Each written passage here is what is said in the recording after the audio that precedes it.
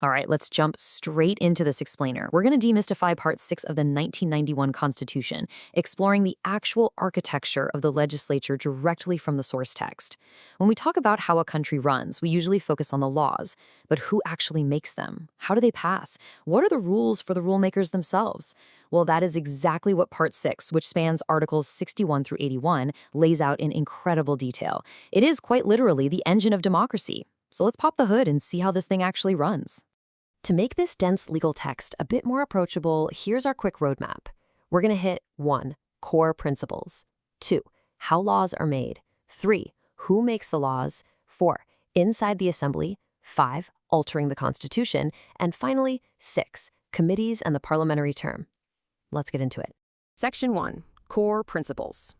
Before we can understand the mechanics of how a bill becomes a law, we really need to understand where the legislature's power actually comes from. Now, Article 61 explicitly centers that ultimate authority. It doesn't originate in the politicians or the buildings or even the government itself. It derives directly from you, the people. The Constitution establishes that the legislature is basically just borrowing this authority, and they're legally mandated to exercise it in a way that protects the Constitution and promotes democratic governance. That principle is the foundation for absolutely everything that follows. Building on that, Articles 62 and 63 define the actual body. It actually surprises a lot of people to learn that, legally speaking, Parliament consists of both the President and the National Assembly. It's a joint effort. Article 62 makes it crystal clear that only this specific body has the power to enact legislation. Then, Article 63 outlines their massive responsibilities. They don't just make laws. They're the ultimate oversight committee. They ensure equity and resource distribution, appropriate funds, scrutinize public spending, and they even have to give the green light on public debt and international treaties. It's a tremendous system of checks and balances. Moving right along to Section 2, how laws are made. Going from the foundation to the mechanics, let's look at how an idea actually transforms into the law of the land. Generally, under Article 64, any member of Parliament or minister can introduce a regular bill. But the crucial caveat is Article 65, which defines what's known as a money bill. Unlike regular legislation, a money bill has incredibly strict rules because it deals directly with the nation's wallet. We're talking taxes, public funds, loans. Because of the sheer gravity of the national economy, Article 65 mandates that only a minister can introduce a money bill. You can't just have individual members haphazardly tweaking the national budget. The standard legislative journey is a very specific step-by-step process. It kicks off with an introduction in the National Assembly, followed by debate and passage. But passing the Assembly isn't the finish line. Under Article 66, the bill must then be presented to the President for assent. At that point, the President has a decision to make. They can agree and sign it into law, or they can refer it back to the National Assembly, explicitly laying out their reservations. It's essentially a two-key system, designed to ensure no legislation is rushed through without mutual agreement. 21. That is the exact number of days the President has under Article 66 to make their decision once a bill lands on their desk. They have 21 days to either assent to it or send it back to the Assembly for reconsideration. They absolutely cannot just ignore it forever. The Constitution demands action on a very strict timeline. Wrapping up the mechanics of lawmaking, we have to touch on Article 67, covering statutory instruments. Look, Parliament can't manage every single tiny administrative detail of the country, so they're allowed to delegate rule-making power to others. These delegated rules are statutory instruments. But they are definitely not blank checks. They must be officially published in the Gazette within 28 days, and more importantly, any member of Parliament has the right to formally challenge these instruments if they believe they violate the Constitution. It's a great way to keep delegated power firmly in check. Section 3. Who makes the laws? Now that we know how laws are made, let's meet the operators. Under Article 68, Parliament is composed of elected members representing specific constituencies. However, Article 70 puts some very strict legal filters in place to ensure integrity.